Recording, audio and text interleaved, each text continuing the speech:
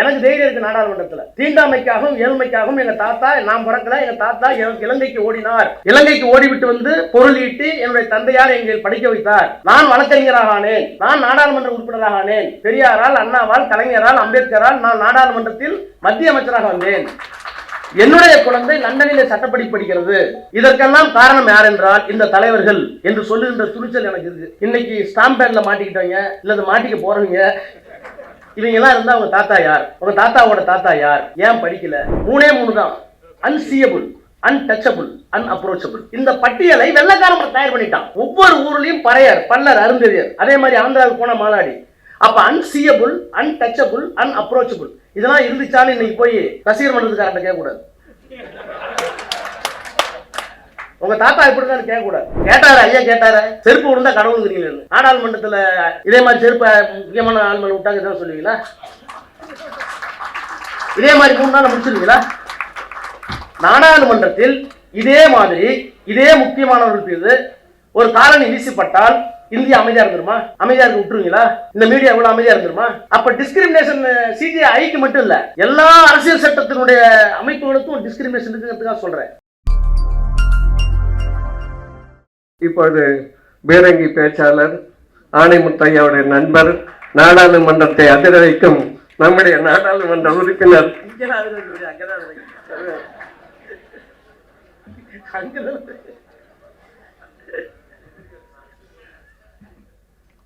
அன்பு சகோதரர் மாண்புமிகு அமைச்சர் சிவசங்கர், திராவிட இயக்கத்தினுடைய மூத்த கொள்கை சித்தாந்தியவாதிகள் அமர்ந்திருக்கின்ற இந்த மேடையை வணங்குகிறேன்.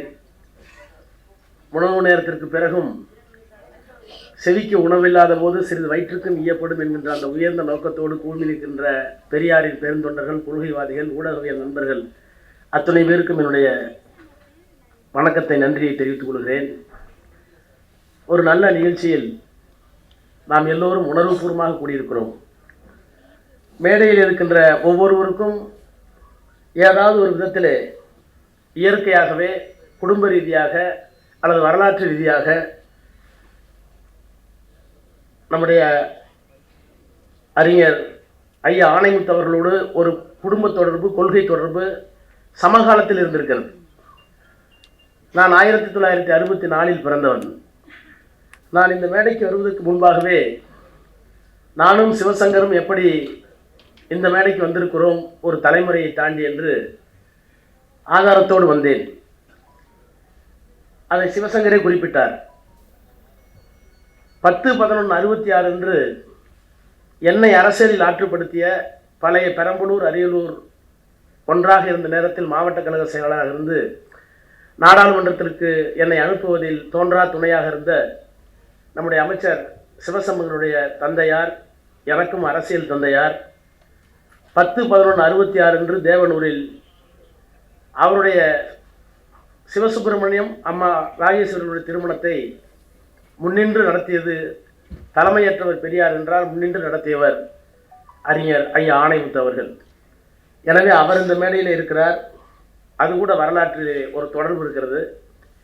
நான் எப்படி வந்தேன் என்றால், பெரியார் இறப்பதற்கு சில மாதங்களுக்கு, சில நாட்களுக்கு முன்பு, அதுவும் உங்களுடைய குறிப்பிலே இருக்கிறது, 22/7/73 பாடாலூர் பெரியார் குடி, முத்துசாமி ஐயா எல்லோருக்கும் தெரிஞ்சிருக்கும், அவர் இறந்து விட்டார். அந்த பெரியார் குடிலை திறப்பதற்காக பாடாலூர் வருகிறார் ஐயா. அப்போது நான் 6ஆம் வகுப்பு சேர்ந்திருக்கிறேன். அந்த பெரியாருடைய கூட்டம் ஒரு டூரிங் தியேட்டர் நடக்குது. அந்த டூரிங் தியேட்டர் பெயர் கூட ஞாபகம் இருக்கு, சாந்தி டூரிங் தியேட்டர்ஸ். அதிலே தான் ஐயா பெரியார் வந்து பேசுகிறார். நான் விடுதியிலே படிக்கிறேன். பெரியார் பேசுகிறார் என்பதற்காக மாணவர்கள் எல்லாம் எங்களுடைய விடுதி காப்பாளர் அழைத்து செல்கிறார். அன்றைக்கு பெரியாருடைய பேச்சை கேட்டேன். அந்த பேச்சிற்கு முன்பாக அங்கே வரவேற்பு நிகழ்த்தியவர் ஐயா ஆணைமுத்து அவர்கள். அங்கே விரிக்கப்பட்டிருந்த சில புத்தகங்களை, மதம் ஏன் ஒழிய வேண்டும், சாதி ஏன் ஒழிய வேண்டும், அரசியல் சட்டம் மோசடி என்றெல்லாம் அப்போதே சிறிய சிறிய புத்தகங்கள். அந்த புத்தகங்களை வாங்கும் வரை உங்கள் முன்னால் இருக்கிற இந்த ராசா நெத்தியில் மிகப்பெரிய பட்டை போட்டிருப்பான், அரைக்கால் சட்டையோடு. 2 விபூதி பொட்டலத்தை என்னுடைய தாயார் தருவார். ஒன்று என்னுடைய வீட்டுக்கு எதிரில் இருக்கிற மாரியம்மன் கோயில், இன்னொன்று ஊரின் எல்லைப்புறத்தில் இருக்கிற பழைய பழமலசாமி கருப்பு. இந்த கருப்பு விபூதி எதற்கென்றால் இரவு என்னை பேய் தாக்கிவிடக்கூடாது என்பதற்காக. காலையிலே மாரியம்மன் விபூதி எதற்கு இருக்கிறது என்றால் நான் நன்றாக படிக்க வேண்டும் என்பதற்காக. ஆனால் பெரியார் கொடுத்த பேச்சையும் பெரியார் கொடுத்த எழுத்தையும் படித்ததற்கு பிறகு என்னை படிக்க வைக்கவும் என்னை காப்பாற்றுவதற்கும் வேறு ஒருவர் இருக்கிறார், நீங்கள் வேண்டியது என்று அன்றிலிருந்து எடுத்துவிட்டேன். எனவே இந்த மேடையில் இருக்கிற எல்லோருக்கும் ஒரு தொடர்பு இருக்கிறது என்றால் அந்த கூட்டத்திற்கு பிறகு 2 மாதத்திலோ 3 மாதத்திலோ அவர் இறந்து விடுகிறார். எனவே நானும் ஒரு விதத்திலே பெரியாரோடு தொடர்புபட்டவன் என்பதற்காக இதை நான் சொல்ல விரும்புகிறேன். எனவே அப்படிப்பட்ட உணர்வோடு நாம் இங்கே குழுமியிருக்கிறோம். ஒரு பெரிய திருப்பம் என்னவென்று சொன்னால், அவருடைய குடும்ப வாழ்க்கை உருக்கமாக ஐயா சந்தலை கௌதமன் சொன்னார். அதற்கு முன்பாகவே பன்னீர் அவருடைய ஆயா, அதாவது ஐயா ஆணைமுத்து அவருடைய தாய், அவர் திருச்சி மருத்துவமனையிலே அனுமதிக்கப்பட்டிருக்கிறார், உயிருக்கு போராடி கொண்டிருக்கிறார். ஐயா ஆணைமுத்து அவர்கள் இப்பெல்லாம் வாட்ஸ்அப் இல்லை, தந்தி இல்லை, அப்பெல்லாம் எந்த ஊரில் இருக்கிறார் என்றே தெரியவில்லை. இவருக்கு அவர் ஆயா, இறந்து போனது அறிஞர் ஆணைமுத்து அவர்களுடைய தாயார். ஆணைமுத்து அவர்களும் அவருடைய தாயாரும் மருத்துவமனையை உயிர் நீத்துவிட்ட பாட்டிக்கு பக்கத்தில் நின்று கொண்டிருக்கிறார்கள். செய்வது அறியாது. உடலை 60 கிலோமீட்டர் தள்ளி இருக்கிற கிராமத்திற்கு எடுத்து செல்ல வேண்டும். கையிலே பணம் இல்லை. கழுத்திலே இருக்கின்ற தாலியை, காதிலே இருக்கிற காதணியை கொண்டு போய் அடகு வைத்தால் 40 என்றார்கள், விற்றால் 60 என்றார்கள். 60 ரூபாய்க்கு விற்று 55 ரூபாய் 58 ரூபாய்க்கு அன்றைக்கு ஒரு உந்து வண்டியை பிடித்து அவருடைய உடலை எடுத்து போய் அடக்கம் செய்கிற வரை அவர் எங்கிருக்கிறார் என்று தெரியவில்லை. எங்கோ முழங்கி கொண்டிருக்கிறார் கொள்கைக்காக. கண்டுபிடிக்க முடியாமல் நம்முடைய பன்னீரனுடைய சித்தப்பா இறுதி காரியங்கள் எல்லாம் செய்து அவரை அடக்கம் செய்கிறார். எதையும் தவிர்க்க முடியாத உறவு தாயுடைய உறவு என்று சொல்வார்கள். ஆதிசங்கரர் துறவரம் மேற்கொண்டார். அவரை தாயினுடைய பிரேதத்திற்கு பக்கத்திலே போவதற்கு கூட அனுமதிக்கவில்லை அன்றைக்கு இருந்த வைதிகர்கள். ஆனால் அந்த ஆதிசங்கரர் சொன்னாராம், எல்லா உறவுகளையும் என்னால் துறக்க முடியும், ஆனால் என்னுடைய தாயின் உறவை துறக்க முடியாது என்று அவர் ஒற்றை ஆளாக சமூகத்தை எதிர்த்து, பார்ப்பன சமூகத்தை எதிர்த்து சங்கராச்சாரியார் அன்றைக்கு இருக்கிற சங்கரர் தன் தாயை தூக்கி சென்றார். பட்டினத்தார் எல்லாவற்றையும் இழந்தார். ஆனால் அவர் கூட எதை வேண்டுமானாலும் இழப்பேன், என் தாயினுடைய சாவுக்கு என்னால் போக முடியாது, நிற்க முடியாது சொன்னார். ஆத்திகவாதிகள் எல்லாவற்றையும் விட பரம்பொருள் என்று பெருசு என்று எண்ணியவர்கள் தாயை மறக்க முடியவில்லை. ஆனால் பகுத்தறிவு பேசிய ஐயா ஆணைமுத்து அவர்கள் தாயை காட்டிலும் நான் கொண்டிருக்கிற தத்துவமும் தலைவர் பெரியாரும் தான் முக்கியம் என்று வாழ்ந்த ஒரு மகத்தான மனிதன். ஒரு மிகப்பெரிய வியப்பு, ஒரு தத்துவத்தை முன்னெடுக்கிற போது அந்த தத்துவம் காலத்திற்கேற்ப தகவமைத்துக் கொள்ள வேண்டும், அல்லது இருக்கின்ற தலைவர்கள் அதை வடிவமைக்க வேண்டும். அப்படி அந்த தத்துவத்தை வடிவமைக்காமல் போய்விட்டால் தத்துவமும் தோற்றுவிடும், தலைவரும் தோற்று விடுவார்கள். பெரியார் 1930களிலேயே மார்க்சியத்தை தன்னுடைய தத்துவத்தோடு கொண்டு வந்து சேர்க்க வேண்டும் என்று விரும்பினார். பகத்சிங் புத்தகத்தை கொண்டு வந்தார். உலக தொழிலாளர்களை ஒன்று சேருங்கள், இழப்பதற்கு உங்களிடத்தில் எதுவும் இல்லை, அடிமை சங்கிலியை தவிர. Workers of the world unite, you have nothing to lose but your chains. உலக தத்துவவியலாளர்கள் இந்த உலகத்தை பல்வேறு விலகுகளை விலக்கி இருக்கிறார்கள். ஆனால் நம்முடைய நோக்கம் அதை எப்படி மாற்றுவது? தி philosophers of the world have interpreted this world, but the thing is how to change. இதுதான் மார்க்சிய அறிக்கை. இந்த அறிக்கையை தந்தை பெரியார் வெளியிடுகிறார். கம்யூனிசத்தை நகருகிறார். அரசு நெருக்கடி, அன்றைக்கு சமூகத்தில் இருந்த பல்வேறு திட்ட பணிகள், இவைகள் பெரியாரை அதை தாண்டி செல்ல அனுமதிக்கவில்லையா, அல்லது பெரியார் இன்னும் கொஞ்ச நாள் தள்ளி போடலாமா என்று அவரை படிக்கிற போது நமக்கு தெரிகிறது. ஆனால் அப்போதே மார்க்சிய பார்வையை கொண்டு வர வேண்டும் என்று விரும்பிய திராவிட இயக்க தலைவர்கள், மிக முக்கிய தத்துவ தலைவராக விளங்கியவர் நம்முடைய அறிஞர் ஐயா ஆணைமுத்து அவர்கள். அவர்தான் மார்க்சியத்தை கொண்டு வந்து சேர்க்க வேண்டும் என்று ஏன் விரும்பினீர்கள் என்று நான் டெல்லி இல்லத்திலே 3 மணி நேரம் பேசிக் கொண்டிருந்தோம். வாலாசாவண்டம் அறிவார். நான் அமைச்சராக இருக்கிற போது என்னுடைய வீட்டுக்கு வந்தார். ஐயா, மார்க்சியத்தை எப்படி, how Marx failed in Hindu India என்று வீட்டில் ஆசை ஒரு புத்தகம் இருக்கிற சின்ன புத்தகம். How Marx failed in Hindu India, Hindu இந்தியாவில் மார்க்ஸ் ஏன் தோற்று போனார்? இந்து மதம் இருக்கிற வரை மார்க்சால் இங்கே வெற்றி பெற முடியாது, சாதி இருக்கிற வரை வெற்றி பெற முடியாது, ஒரு சின்ன புத்தகம். அது நல்லாவே இருந்தது. அவரை படித்ததற்கும் பெரியாரை படித்ததற்கும் எனக்கு சில இருண்ட பகுதிகள், அதாவது ஆங்கிலத்தில் நாட் ஏபிள் டு அண்டர்ஸ்டாண்ட் பாங்கல்ல, அந்த மாதிரி இருந்த பகுதிகளை ஐயா ஆணைமுத்தினுடைய இல்லத்திற்கு வந்து மதிய உணவிற்கு பிறகு பேசிக்கொண்டிருந்தோம். 3 மணி நேரம் பேசிட்டு இருந்தோம். என்ன எங்கிருந்து வரும்னே தெரியாது. வார்த்தைகள் ஆங்கிலத்திலும் தமிழிலும். உங்களுக்கு தெரியுமா, அரசியல் சட்டத்தில் இந்தியாவில் இருக்கிற எல்லா பெரிய மூத்த வழக்கறிஞர்களை விட என்னை கேட்டால் மிக சிறந்த அரசியல் சட்ட வல்லுநர் யார் என்று கேட்டால் நான் ஆணையத்தோரை சொல்றேன். ஒவ்வொரு புள்ளியும் அர்த்தம் சொல்லுவார். அப்ப அவர் தான் சொன்னார், பசுவையும் குரங்கையும் வணங்குகிற வரை, நீங்க சொன்னார் ஐயா சொன்னீங்க, பண்பாட்டு புரட்சி பசுவையும் குரங்கையும் வணங்குகின்ற மூடத்தனம் இந்தியாவில் இருக்கும் வரை பண்பாட்டு புரட்சியோ கலாச்சார புரட்சியோ பொருளாதார புரட்சியோ இந்தியாவில் வருவதற்கு வாய்ப்பே இல்லை என்று பெரியார் பிறப்பதற்கு 30 ஆண்டுகளுக்கு முன்னால் 1848 இந்தியாவில் சுதந்திர போர் என்கின்ற தலைப்பில் எழுதியவர் கார்ல் மார்க்ஸ். எழுதியது கார்ல் மார்க்ஸ். அதை ஆணையத்தவராய் இடத்தில் எங்க தாஸ் கேபிட்டல் இருக்கு, மூலதனத்தில் இருக்கு.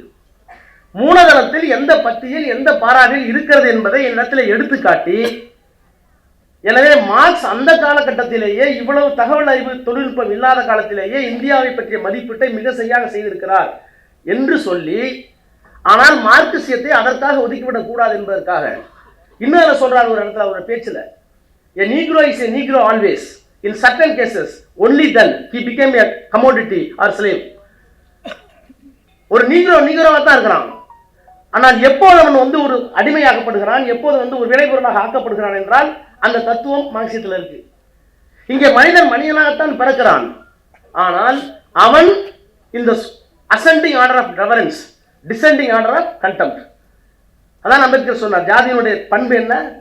ரெண்டே வார்த்தை அம்பேத்கர் சொன்னார். Ascending order of reverence, descending order of contempt, graded inequality.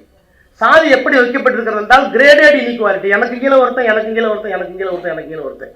எனக்கு மேலே இருக்கிறத பற்றி நான் கவலைப்படவில்லை, ஆனால் எனக்கு கீழே ஒருவன் இருந்தால் எனக்கு சௌரியமா இருக்கு. எனக்கு மேலே இருக்கிறத பற்றி எனக்கு கவலை இல்லை, அவனால் ஏற்படுகிற இழிவு எனக்கு கவலை இல்லை.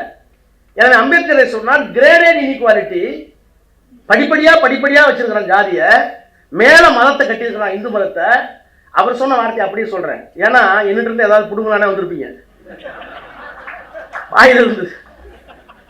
அவர் என்ன சொல்றாருன்னா, Hindu religion is nothing but a assortment of caste. If you are removing the caste, the religion will not survive. Ambedkar சொன்ன அப்படியே சொல்றேன். இந்து மதம் என்பது சாதிகளின் தொகுப்பு. அந்த சாதிகளை எடுத்து விட்டால் இந்து மதம் இருக்காது. இப்ப நீங்க வந்து ஆன்டி கன்வர்ஷன் பில்லுங்கிறீங்கல்ல, மதமாற்ற தடை சட்டம்னு, ஏன் உங்களை வந்து ரொம்ப வேகமா இருக்காங்க RSS பிஜேபி? எல்லா மாநிலங்களிலேயும் மதமாற்ற சட்டம் வர வேண்டும். மதம் மாறினா உனக்கு என்ன பிரச்சனை? மதம் மாறினால் உங்க மதத்துக்கு உங்களுக்கு கூட்ட வேண்டியதானே? இது ஆணையம் தான் சொல்லியிருக்காரு. உங்களுக்கு தைரியம் இருந்தால் என்னுடைய மதத்துக்கு வாங்க கூப்பிட வேண்டியதானே?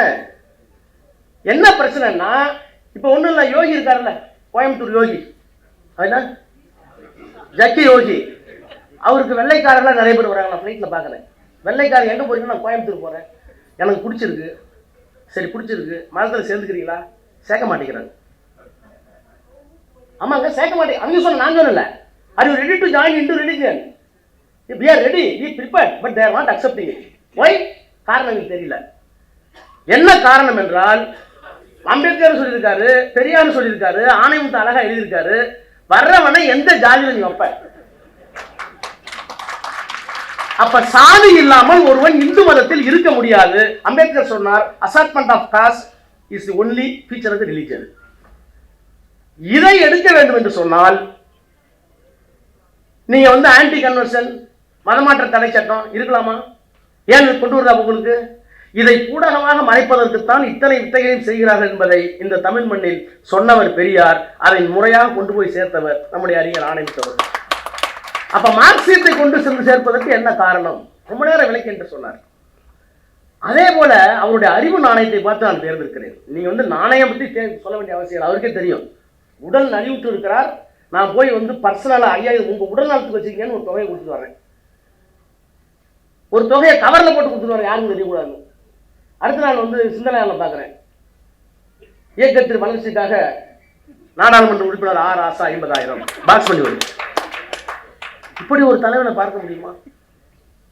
இப்படி ஒரு தலைவனை பார்க்க முடியுமா? இப்படி ஒரு சித்தாந்தவாதி இந்த மண்ணிற்காகவே வாழ வேண்டும் என்று அம்பேத்கரை எங்க வந்து கொண்டு வந்து சேர்த்தாருன்னு பார்த்தேன். நான் அம்பேத்கர் படிச்சிருக்கேனே தவிர இன்னொரு முகம் அவர்கிட்ட கேட்டேன். அவருக்கு ஒரு மிகப்பெரிய பாராட்டு விழா மண்டல் குழுக்காக நீங்களா இருந்தீங்க. இந்த மண்டல் கமிஷனை கொண்டு வந்ததற்காக ஐயா நீங்களுடைய முழு பொறுப்பு உங்களுடைய பொறுப்பு தான். எத்தனை இயக்கங்கள் பேசியிருந்தாலும், திமுக திராவிட கழகம் பேசியிருந்தாலும், நீங்கள் தான் வடநாட்டிற்கு கொண்டு போனீர்கள், எல்லா மாநிலங்களுக்கும் போனீர்கள் என்று அவருக்கு மிகப்பெரிய புகழாரம் சூட்டிய போது அவர் எழுதி சொல்றார், இந்த புகழுக்கு காரணம் நானும் மற்ற தோழர்களும், என்னை போலவே கருஞ்சட்டை தோழர்கள் மட்டுமல்ல, கலைஞர் மட்டுமல்ல, இதற்கெல்லாம் காரணம் பேரறிஞர் அம்பேத்கர் என்று சொன்னார். என்ன காரணம் என்றால், அரசியல் சட்டத்தை எழுதுகிற போது தாழ்த்தப்பட்ட மக்களுக்கு பாதுகாப்பு எப்படி தருவது, வகுப்புரிமை எப்படி தருவது, தர முடிந்தது. ஏன் என்றால் வெள்ளைக்காரன் பட்டியல் வைத்திருந்தான். இந்தியாவில் யாரெல்லாம் அன்டச்சபிள்ஸ், தீண்டத்தகாதவர்கள் யார்? 3 தான். Unseeable, untouchable, unapproachable. இந்த பட்டியலை வெள்ளைக்காரன் தயார் பண்ணிட்டான். ஒவ்வொரு ஊர்லயும் பறையர், பல்லர், அருந்ததியர். அதே மாதிரி ஆந்திராவுக்கு போன மாலாடி. அப்ப அன்சீயபிள், அன்டச்சபிள், அன்அப்ரோச்சபிள் இதெல்லாம் இருந்துச்சான்னு இன்னைக்கு போய் ரசிகர் மன்றத்துக்காரன் கேட்கக்கூடாது. உங்க தாத்தா இப்படிதான் கேட்கக்கூடாது. எனக்கு தைரியம் இருக்கு. நாடாளுமன்றத்தில் தீண்டாமைக்காகவும் ஏழ்மைக்காகவும் எங்க தாத்தா, நான் பிறக்கல, எங்க தாத்தா இலங்கைக்கு ஓடினார், இலங்கைக்கு ஓடிவிட்டு வந்து பொருள் ஈட்டி என்னுடைய தந்தையார் எங்களை படிக்க வைத்தார், நான் வழக்கறிஞராக ஆனேன், நான் நாடாளுமன்ற உறுப்பினராக ஆனேன், பெரியாரால், அண்ணாவால், கலைஞரால், அம்பேத்கரால் நான் நாடாளுமன்றத்தில் மத்திய அமைச்சராக வந்தேன், என்னுடைய குழந்தை லண்டனிலே சட்டப்படி படிக்கிறது, இதற்கெல்லாம் காரணம் யார் என்றால் இந்த தலைவர்கள் என்று சொல்லுகின்ற துணிச்சல் எனக்கு இருக்கு. இன்னைக்கு ஸ்டாம்ப் பேட்ல மாட்டிக்கிட்டவங்க, இல்ல மாட்டிக்க போறவங்க, இவங்க எல்லாம் இருந்தா உங்க தாத்தா யார்? உங்க தாத்தாவோட தாத்தா யார்? ஏன் படிக்கல? பெரியார் எதெல்லாம் கேட்டிருக்காங்க, அதெல்லாம் நமக்கு தெரியல. ஐயா ஆணையத்தை வெளியே கொண்டு வந்தார். அரசியல் சட்ட நிர்ணய சபைன்னு ஒன்று இருந்தது இல்ல, அந்த நிர்ணய சபை தவறு, அரசியல் சட்டத்தை இந்தியாவிற்கு எழுதுவதற்கு இந்த சபைக்கு யோகிதலன்னு பெரியார் சொல்லியிருக்காரு. நல்ல வேலை, அவரே சொல்றார், நல்ல வேலையாக அம்பேத்கர் ஒரு மனிதன் இல்லை என்றால் என்ன ஆயிருக்குங்கிறார். ஏன்னா என்ன காரணம்? அன்றைக்கு அரசியல் நிர்ணய சபைக்கு போனவர்கள்லாம் யாருன்னு கேட்டீங்கன்னா, இன்கம் டேக்ஸ் சர்டிஃபிகேட் ஓட்டு போட்டுருக்கணும், பட்டதாரியா இருந்து ஓட்டு போட்டுருக்கணும், ஜமீன்தார் இருந்து ஓட்டு போட்டுருக்கணும், ஜமீன்தார்னு பதிவு பண்ணிருக்கணும், இன்கம் டேக்ஸ் கட்டிருக்கணும், பட்டதாரியா இருந்திருக்கணும். 1901 தமிழ்நாட்டில் பட்டதாரியுடைய சதவீதம் ஒரே 1%. அந்த 1% யாரெல்லாம் இருந்திருப்பாங்க உங்களுக்கு தெரியும். அப்போ ஒரு மெம்பரை தேர்ந்தெடுக்கணும்னா 60 பேர் 65 பேர் தான் ஓட்டே போட்டிருக்காங்க. இருக்கிறவங்க 6 லட்சம் பேர் ஒரு கான்ஸ்டிட்யூன்சில. இப்ப 6 லட்சம் பேர் இருக்கிற இடத்துல வெறும் 16 பேர் 17 பேர் ஓட்டு போட்டு அரசியல் நிர்ணய சபைக்கு அனுப்பி இருக்கிறீர்களே, இது இந்திய மக்களுடைய மனக்கிடங்கை உள்ள ஓட்டத்தை வெளிப்படுத்துகின்ற இடமா அல்லது பொழுதுபோக்கு மண்டமா என்று முதலாக கேட்டவர் தந்தை பெரியார். அப்படிப்பட்ட ஒரு இயக்கத்தில் இடத்தில் அரசியல் சட்டம் எழுதப்பட்ட போது ஒன்னா வேற ஒரு நிகழ்ச்சியில் வந்து இப்போ ஒரு மாசம் முன்னாடி நடந்த ஒரு நிகழ்ச்சி இதே அரங்கத்தில், அதை நான் விரிவாக பேசுறேன். ஆனால் அதை கூட நுட்பமாக ஒரு இயக்கம் கண்டுபிடித்து, ஒரு இயக்கத்தினுடைய தலைவர் கண்டுபிடித்து அதை பேசியிருக்கிறார். அப்படி பேசுவதற்கு முன்பா அவர் யாருடன் விவாதித்தார் என்றால் அறிஞர் ஆணைமுத்துவோடு தான் விவாதித்திருக்கிறார். அவ்வளவு பெரிய அரசியல் சட்ட மேதையவர். அப்ப என்ன சொன்னார் என்று சொன்னால், மண்டல் கமிஷன் வந்தபோது இதற்கு காரணம் அம்பேத்கர், அவருக்குத்தான் நான் நன்றியாக இருக்க வேண்டும். அவர் அன்சீயபிள், அன்டச்சபிள், அன்அப்ரோச்சபிள் இந்த மூன்றும் வெள்ளைக்காரன் பட்டியல் வைத்திருந்தால் அந்த பட்டியலுக்கு பேர் தான் ஷெட்யூல்டு காஸ்ட். பட்டியல் இனம் பட்டியல் என்று சொல்லுகிறோமே, அந்த பட்டியலை தயார் செய்து நாம் அல்ல, பெரியார் அல்ல, நம்முடைய தலைவர்கள் அல்ல, அந்த பட்டியல் ஏற்கனவே வெள்ளைக்காரனால் கொண்டு வரப்பட்டது. அவர்களுக்கு இடஒதுக்கீடு வழங்கிவிட்டேன். ஆனால் இந்த சமூகத்தை போலவே படிப்பறிவு இல்லாமல், வேலை வாய்ப்பில் வாய்ப்பு இல்லாமல் இருக்கிற ஒரு மிகப்பெரிய சமூகம் இருக்கிறது, பிற்படுத்தப்பட்ட சமூகம். அந்த சமூகம் தாழ்த்தப்பட்ட மக்களை ஏற்றுக்கொள்ளாமல் இருக்கலாம், அவர்கள் அறியாமை. ஆனால் அந்த சமூகத்திற்கும் கல்வி வர வேண்டும், அதிகாரம் வர வேண்டும் என்று அவர்களுக்கு 340வது பிரிவை ஏற்படுத்தி, இவர்கள் எல்லோரும் பிற்படுத்தப்பட்டவர்கள், அந்த பட்டியல் என்னிடத்தில் இல்லை. ஆனால் யார் யார் எந்த மாநிலத்தில் பிற்படுத்தப்பட்டவர்கள் என்ற பட்டியலை தயாரிக்கிற பொறுப்பிற்காக ஒரு கமிஷன் வேண்டும். 340 backward class commission to investigate backwardness of the all caste. ஒவ்வொரு மாநிலமா போ, இங்க வன்னியரா, நாடாரா, முக்குளத்தோரா, தமிழ்நாடு, அங்க போ, இந்த பட்டியலை எல்லாம் எடுத்து அவர்களுக்கும் இடஒதுக்கீடு தர வேண்டும் என்று அம்பேத்கர் எழுதினார் 340. அந்த 340க்கு கீழே தான் நேரு அமைச்சரவையில் கலைஞர் கமிட்டி வந்தது. சோ பேக்வர்ட் கிளாஸ் கமிஷன் வருவதற்கு காரணம் மட்டுமல்ல, பேக்வர்ட் கிளாஸ் நீங்கள் அமைக்க வேண்டும் என்று சொன்னவர் அம்பேத்கர் மட்டுமல்ல, ராஜினாமா செய்கிற போது ஹிந்து கோட் பில்லுக்காக மட்டுமல்ல, அதிலேயே எழுதியிருக்கிற இரண்டாவது காரணம், நான் சொன்ன பேக்வர்ட் கமிஷனை நீங்க ஏன் அமைக்கவில்லை, அதற்காக நான் வெளியேறுகிறேன். இப்ப நம்ம தான் அடிச்சுக்கிறோம் எஸ்சி பிசி அவன். அவர் அப்பவே சொன்னார், no intellectual class has prostituted its intelligence to invent a philosophy to keep its fellow man in a perpetual state of ignorance and poverty as Brahmins have done to India in the name of Hinduism. உலகத்தில் எங்காவது ஒரு அறிவார்ந்த சமூகம் தனக்கு கீழே இருக்கிற ஒரு சமூகத்தை தற்கூரிகளாக தரித்திரர்களாக வைத்துக் கொள்வதற்கு ஒரு தத்துவத்தை கண்டுபிடித்து அந்த தத்துவத்தின் வாயிலாக மதத்தின் பேரால் சாதியின் பேரால் இவர்களை அழித்து வைத்திருப்பதற்கு கண்டுபிடித்த வரலாறு வேற எங்கேயாச்சும் இருக்கான்னு கேட்டார். இல்ல. அப்படி என்றால் ஐயா ஆனந்தத்தினுடைய ஹானஸ்ட் என்று சொல்கிறேன், அவருடைய நேர்மை, அரசியல் நேர்மை, பொது வாழ்க்கை நேர்மை வெறும் சாதாரண நேர்மை மட்டுமல்ல, நாங்கள் எல்லோரும் உழைத்திருக்கிறோம். நேரு காலத்தில் இருந்து கேரளத்தால் 50 ஆண்டு காலம் உழைத்திருக்கிறோம், இன்றைக்கு வெற்றி பெற்றிருக்கிறோம் என்று சொல்லிவிட்டு, இதற்கு காரணம் அம்பேத்கர் அன்றைக்கு எழுதி வைத்த அரசியல் சட்டம். எனவே பிற்படுத்தப்பட்ட மக்களுக்கு பெரியார் மட்டுமல்ல அம்பேத்கரும் தலைவர் என்று நமக்கு போதித்த பெருமை ஐயா ஆனந்த் அவர்கள். அப்ப மார்க்சியத்தை கொண்டு வந்து சொன்னதுக்கு காரணம் என்ன, அம்பேத்கரை கொண்டு வந்ததுக்கு காரணம் என்ன? அதைத்தான் சொன்னேன். ஒரு தத்துவம் பெரியாராக இருந்தாலும் பெரியாருடைய தத்துவமாக இருந்தாலும் கால நீட்சிக்கு ஏற்ப அது தன்னை விரிவு செல்ல வேண்டும் என்று சொன்னால் அதற்கு தக்க தலைவர்கள் வேண்டும். அப்படி தகவமைத்துக் கொள்வதற்கு வந்த தத்துவார்த்த தலைவர்களில் திராவிடர் கழகத்தில் ஐயாவோடு இருக்கிற தலைவர்களில் நான் மிகச்சிறந்த ஒரு தத்துவவாதியாக நம்முடைய ஐயா ஆனந்த் அவர்களை பார்க்கிறேன். எனவே இந்த தத்துவம் வளர வேண்டும். இந்த தத்துவம் வளரும் மற்றும் போய் சேரணும். கொள்கை இல்லாத ஒரு அரசியல் வந்துவிட்ட காலம்.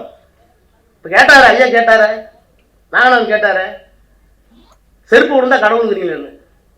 நாடாளுமன்றத்தில் இதே மாதிரி செருப்பு முக்கியமான ஆள்மன் விட்டாங்க தான் சொல்லுவீங்களா? இதே மாதிரி 3 நாள் முடிச்சிருவீங்களா? நாடாளுமன்றத்தில் இதே மாதிரி இதே முக்கியமானவர்கள் மீது ஒரு காலனி வீசப்பட்டால் இந்தியா அமைதியா இருந்துருமா? அமைதியா இருக்க விட்டுருவீங்களா? இந்த மீடியா எவ்வளவு அமைதியா இருந்துருமா? இருந்துருமான்னு கேட்கிறேன். அப்ப டிஸ்கிரிமினேஷன் சிஜிஐக்கு மட்டும் இல்ல, எல்லா அரசியல் சட்டத்தினுடைய அமைப்புகளுக்கும் டிஸ்கிரிமினேஷன் இருக்குங்கிறதுக்காக சொல்றேன். இதை பார்த்த கண்ணாடி தான், பகுத்தறிவு கண்ணாடி தான் பெரியார். அந்த பெரியாருடைய கண்ணாடி இன்னும் தெளிவாக பார்வை நமக்கு தர வேண்டும் என்பதற்காக உழைத்தவர் தான் நம்முடைய ஐயா ஆனந்த் அவர்கள். அந்த குடும்பம் அதற்காகப்பட்ட தியாகங்களை எல்லாம் நாம் எண்ணி பார்த்து, எல்லாரும் சொல்லுவான் மார்க்ஸ் அவர் குழந்தை பிறந்தவொடனே சவப்பெட்டி இல்லை, இறந்து போச்சு, புதிதாக பிறந்த குழந்தைக்கு பால் இல்லை, எல்லோரும் சொல்வார்கள். ஆனால் மார்க்ஸை போல் இன்னும் கூடுதலான சுமைகளை தாங்கிக் கொண்டு ஒரு வாழ்ந்த மாமனிதர் தியாகி இருக்கிறார் என்றால் அவர் நம்முடைய ஐயா ஆனந்த் அவர்கள். தாழ்த்தப்பட்ட மக்களும் பிற்படுத்தப்பட்ட மக்களும் பெரியார் படத்தை எப்படி ஏந்துகிறோமோ, அம்பேத்கர் படத்தை எப்படி ஏந்துகிறோமோ, அதை போல எல்லா வீடுகளிலேயும் இன்று முதலாவது ஐயா அறிஞர் ஆணைமுத்தவருடைய படத்தையும் வைக்க வேண்டும் என்று உங்களை எல்லாம் கேட்டு உங்கள் அனைவரையும் வணங்கி விடைபெறுகிறேன். நன்றி, வணக்கம்.